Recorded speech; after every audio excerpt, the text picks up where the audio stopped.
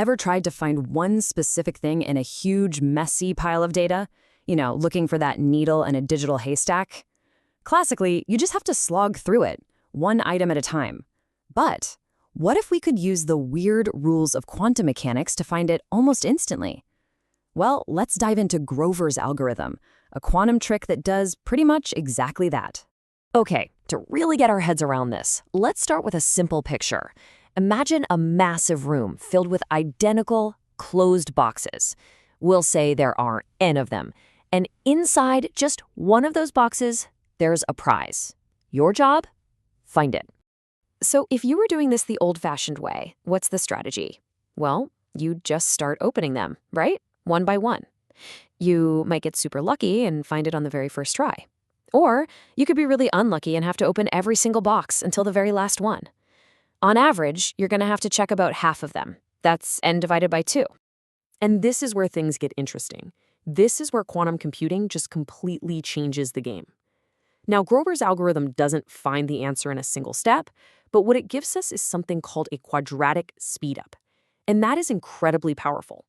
It basically means that as the number of boxes gets bigger, the time it takes the quantum computer to find the prize grows way, way slower. You can see the difference so clearly here. A classical search is what we call O of n. The effort grows in a straight line with the number of items. The quantum approach, though, is O of under root n. It follows this gentle curve. And when you're talking about huge numbers, the gap between that straight line and that curve becomes absolutely massive. Let's put some real numbers to this to see what that means. Say you have 1 million items to search through. Classically, you're looking at, on average, 500,000 checks. Grover's algorithm, it finds it in about 1,000. Just let that sink in. From 500,000 down to 1,000. That's not just a bit faster. That's a whole new ballgame. So how in the world does it do this? What is the secret sauce? Well, the core idea is a process called Amplitude amplification.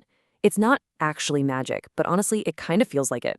Think of it as a clever way to make the signal of the correct answer get louder and louder, while all the wrong answers get quieter. It's this really neat two-step dance, and we're about to break it down. And this two-step dance is called the Grover iteration. It's simple, really. Step 1, something called an oracle finds the right answer and flips it. It marks it. Step 2, an operator called a diffuser performs a reflection, and this has the amazing effect of pumping up or boosting the importance of that one item that just got flipped. Let's zoom in on that first step, the oracle. You can think of the oracle as a black box that can recognize the right answer. Now, it doesn't tell you, hey, the prize is in box 12. Instead, if it checks a box and finds the prize, it does something very subtle. It flips the sign of its amplitude. It's a phase shift that basically puts a secret tag on the right answer for the next step. And you can see exactly what's happening here. We start with every single box having the same small positive value, its amplitude. The oracle comes along, finds the right one, our target, and flips its amplitude so it becomes negative. All the others stay exactly the same. Now, all of a sudden, our answer is the only one that's different. Okay, now for part 2 of the trick. The reflection. The system calculates the average of all the amplitudes. And because our target is the only negative one, it pulls that average down just a tiny bit. Then, and this is the brilliant part, it reflects every single amplitude around that average line. And what happens? All the small positive ones barely change, but our one negative amplitude gets flipped way, way up, towering over everything else.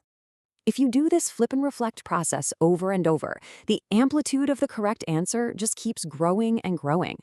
But to really, truly understand why this works so beautifully, we need to look at it from a completely different angle: geometry. See, in quantum mechanics, we can describe the entire system with something called a state vector. Before we start searching, our system is in a perfect superposition, which means this vector is basically pointing in a direction that gives equal weight to every single box. Our goal is to rotate that vector so it points right at the correct answer. And here it is. This is the big aha moment. That two-step process we just learned, the oracle flip and the diffusion reflection, what is it really? Well, geometrically, it's just a rotation. That's all it is. Each time we run a Grover iteration, we're just rotating our state vector a little bit closer to the target. We just have to do it enough times to get it pointing right where we want it. So let's put it all together. Here's the complete recipe. First, you start the system in an equal superposition of all possibilities. Then you apply the oracle to flip the target. Then you apply the diffuser to reflect around the average. You just repeat those 2 steps over and over, about the square root of n times. And then you measure. And when you do, the probability that you'll find the correct answer is incredibly high. Okay, so this is a seriously amazing tool in theory, but what does it actually mean for the real world? It's time for a reality check. Let's talk about where this could be used and what's holding us back right now.